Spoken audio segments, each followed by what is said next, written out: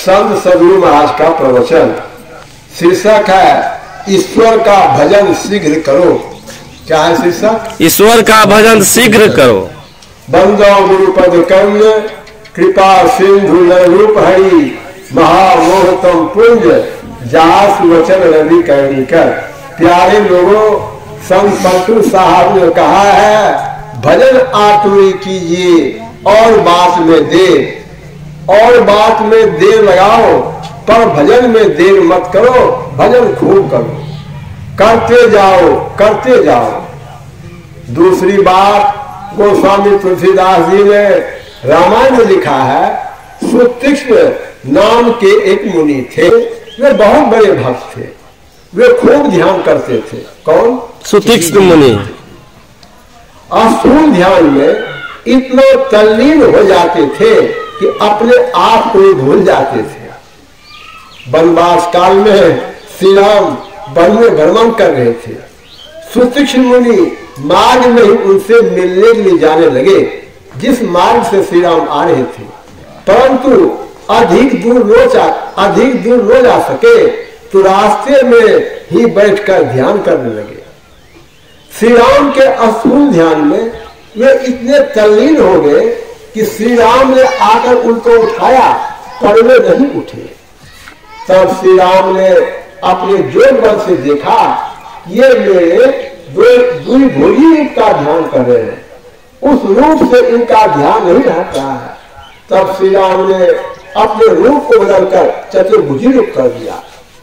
रूप के बदल जाने पर जैसे मणियार सर्प का मणि खो जाने से व्याकुल हो जाता है, उसी तरह मुनि ने व्याकुल होकर आंखें खोली तो श्री राम को अपने सामने खड़ा देखा।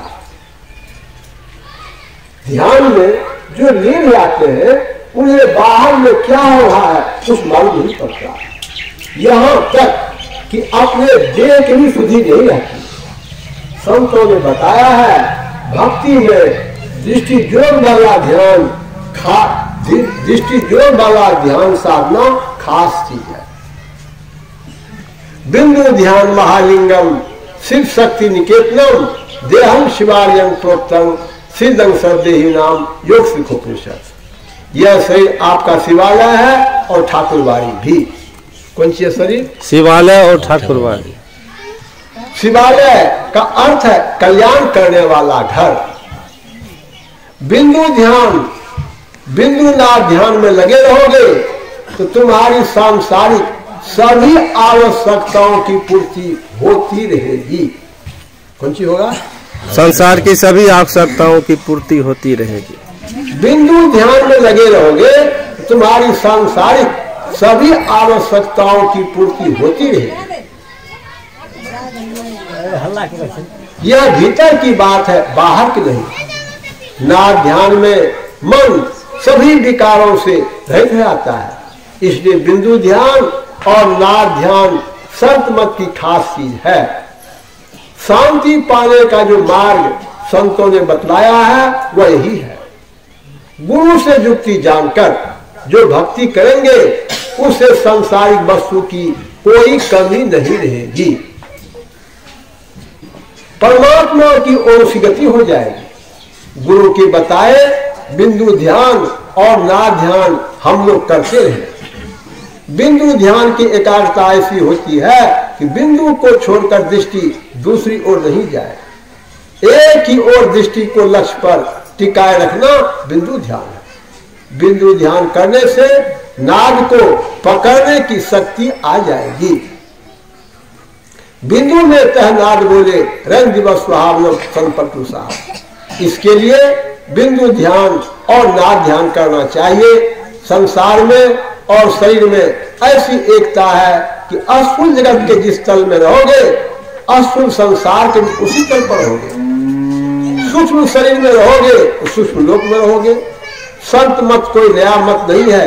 वेदों उपनिषदों में जो बिंदु नाद का उपदेश है आजकल के संतों का भी वही उपदेश है।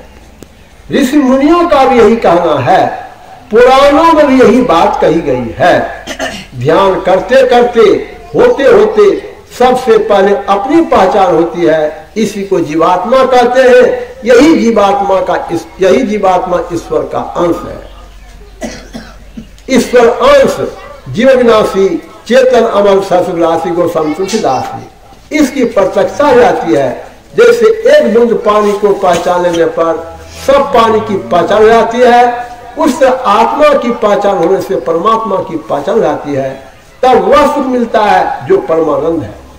स्वयं अपने से अपने में वह परम सुख मिलता है।